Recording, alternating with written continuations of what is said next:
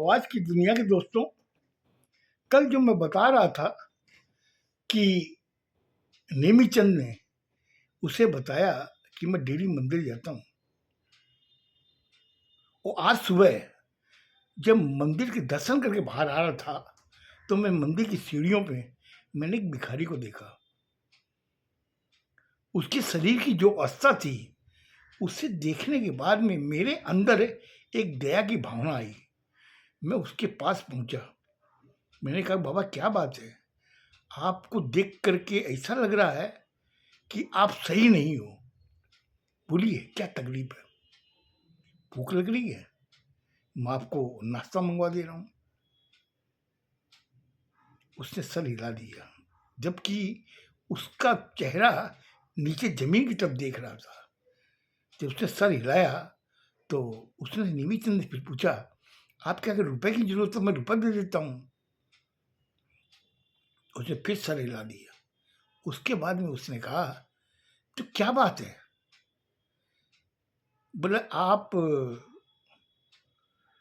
Nemichand construction company के मालिक है ना, नेमीचंद?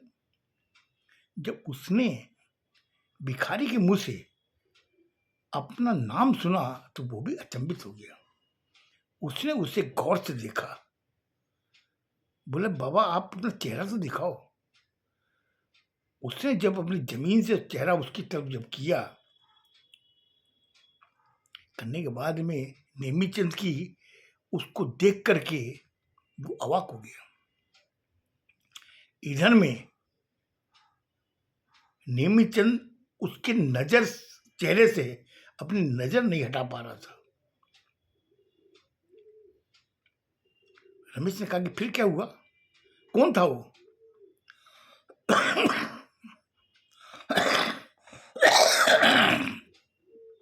बोला, मैं उससे पूछता, उसके पहले उसने मुझे कहा कि मेरा एक काम करोगे। और मैं एकदम मतलब भावना बसीभूत होके मैंने कहा, कहिए क्या काम है? बोले, तुम्हें करना पड़ेगा। मैंने कहा, मैं न जाने किस भावनाओं में बहता हुआ उसे कह रहा था, हाँ करूंगा। बस तू जा अपने घर जाके आराम कर, रात में मेरा इंतजार करना। इतना कहने के बाद बोला कि रमेश जी, मैं सीढ़ी मंदिरों के नीचे उतरते उतरते अपने घर आ गया। घर आने के बाद मैं सोच रहा था इसे मैंने कहीं देखा है, लेकिन इस आदमी की हालत ऐसी क्यों हुई? मैं यही सब सोच रहा था। फिर न जाने क्या हुआ, मुझे कुछ याद नहीं आ रहा है।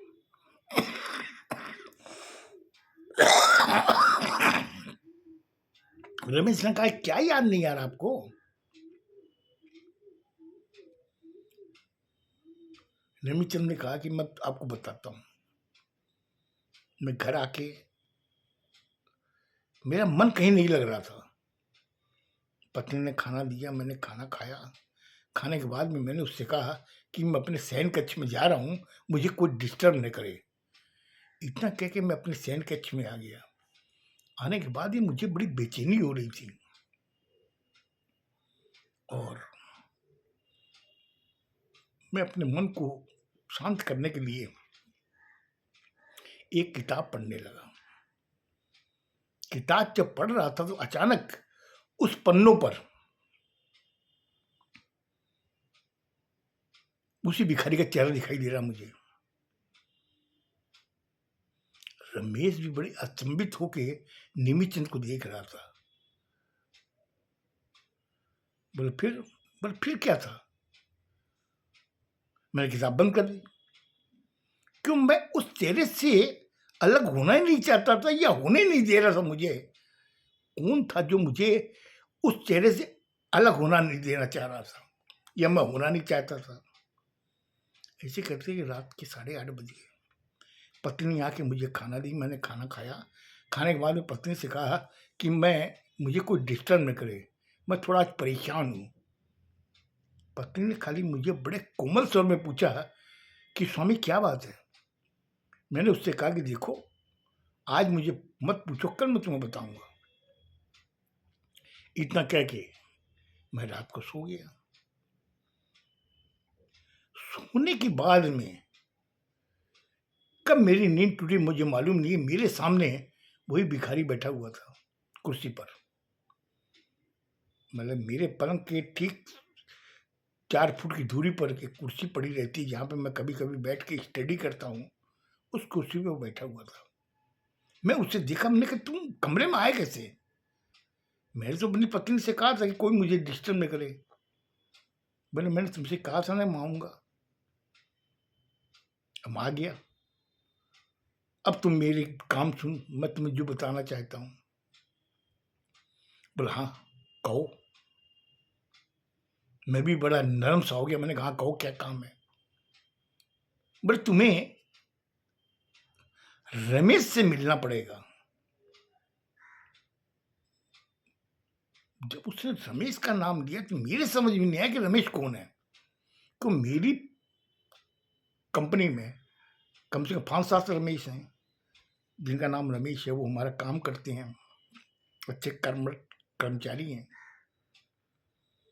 मैंने कौन से रमेश से।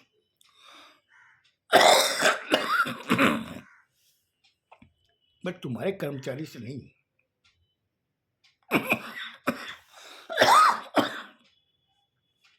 एक सज्जन है जिससे तुम्हें मिलना पड़ेगा। मैंने कहा कौन है वो बताइए। बोले तुमने अन्नपूर्णा रेस्टोरेंट का नाम सुना। मैं थोड़ा संभल के बैठ गया। मैंने कहा क्या बात है, मुझे क्या मिठाई लेने भेजोगे क्या इस रात को। बोले नहीं नहीं नहीं, तुम्हें उसके पास जाना है, उसकी काफी एक तमन्ना है, वो तमन्ना तुम्हें पूरी करनी है। बोले मैं क्या तमन्ना पूरी करूं, मैं अपने घर का तमन्ना पूरी कर लूं वही बहुत है। मैं गांव की किसकी तमन्ना पूरी करता रहूंगा।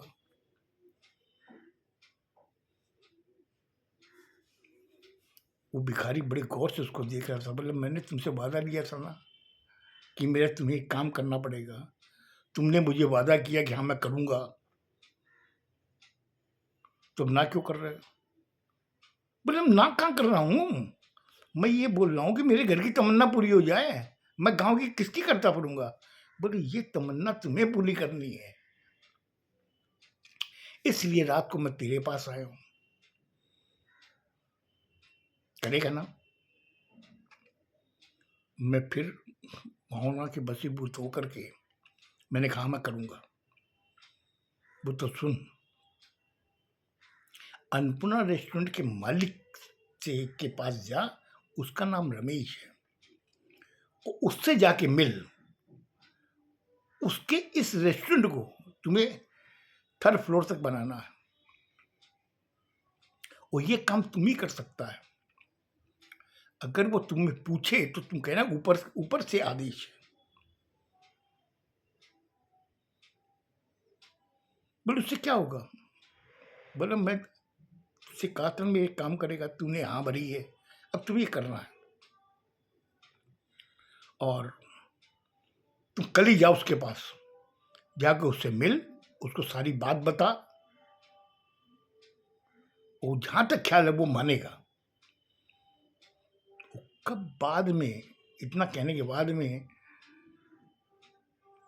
मैं भी भावना बस हम बढ़ता रहा कि ठीक है मैं कल जाऊंगा। फिर अचानक मैं जब करवट बदली तो देखा मैं तो पलंग पे सो रहा हूँ। इधर उधर उठ के देखा मैंने कि वहां पे कोई नहीं था घर के कमरे के अंदर। मैंने तुरंत आवाज लगाई अपनी पत्नी को। मैंने कहा भगवान इधर आ। बोले मेरे कमरे में कौन आया था। बोले सुबह के 5 बज रहे हैं, कौन आपके कमरे में आएगा, मैं भी खुद बाहर हॉल में सो रही हूँ सोफे के ऊपर, आपके कमरे में कौन आएगा। मैं भी झेप गया। सुबह की 5 बज रही, ये कमरे में कोई नहीं आया, पत्नी हॉल के सोफे पे सो रही थी, तो था कौन। मैंने कहा ठीक है तू एक काम कर, बाहर जा और किसी को बोल दे चाय बना के भेजेगा। वो बोले ठीक है आप बैठिए, थोड़ा ब्रश वगैरह कर लीजिए, मैं चाय भिजवाती हूँ। मैं कुर्सी पे तुरंत से उतर के कुर्सी पे आके बैठ गया। बैठने के बाद में मैं सोच रहा था कि आखिर कौन था वो। था तो वही भिखारी जो सुबह मुझे मंदिर पे मिला था सीढ़ियों पर। तब तक एक वेटर आया, बोले मालिक चाय पी लीजिए। मैं उस चाय को लेके सोच रहा था कि रमेश के पास जाऊं न जाऊं। और जब उसके पास वो गया, नेमीचंद, और जब नेमीचंद ने उसको रमेश को सारी बात बताई, तो उस समय क्या वो हाँ किया? उससे पूछा नहीं कि वो ऊपर वाला ऑर्डर किसका था, किसका आदेश था? कल सुनेगा, मैं बताऊंगा, बहुत अच्छा लगेगा। खुश रहो, स्वस्थ रहो, धन्यवाद।